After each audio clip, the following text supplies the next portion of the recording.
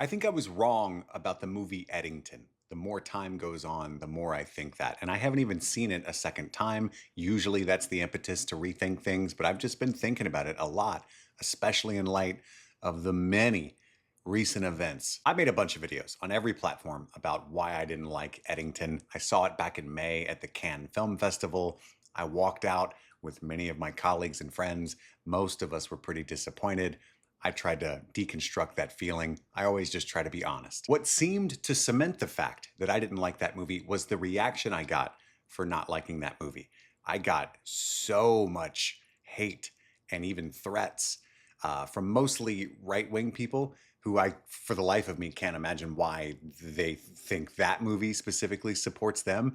It objectively does not, especially if you know anything about Ari Aster at all. But that's part of the kind of groupthink polarization that the movie's talking about, right? I just had issues. I was bored with watching Joaquin Phoenix bumble around for the fifth movie in a row.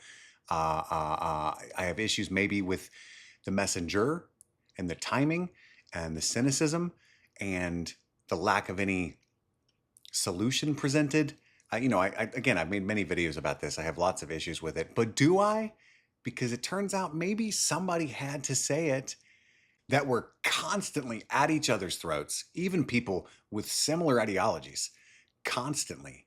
And the only people who are benefiting are the tech companies, the ultra wealthy, shadowy rich that don't even, I don't think, have any ideological loyalty outside of making money. It is important that that movie says what it says, and I think I was wrong to talk about it the way I was talking about it. I've been thinking a lot about the insanity of Jimmy Kimmel having his editorial comedy show canceled for making an editorial statement and how that's probably not good. I'm also thinking a lot about this alarming statistic. 1 in 5 American adults was found to be illiterate in 2024. According to the National Literacy Institute, more than half, 54% of adults, had below a 6th grade reading level. We talk so much about media literacy, which is an issue, but so is, it turns out, literacy. And that's what they want. That's what's best for a very few, very powerful people, is for everybody to be fighting each other and for nobody to be reading. I didn't sleep much because I was on a plane, so I'm even more emotional than usual, which is saying a lot. Also, I lost my cat a couple of days ago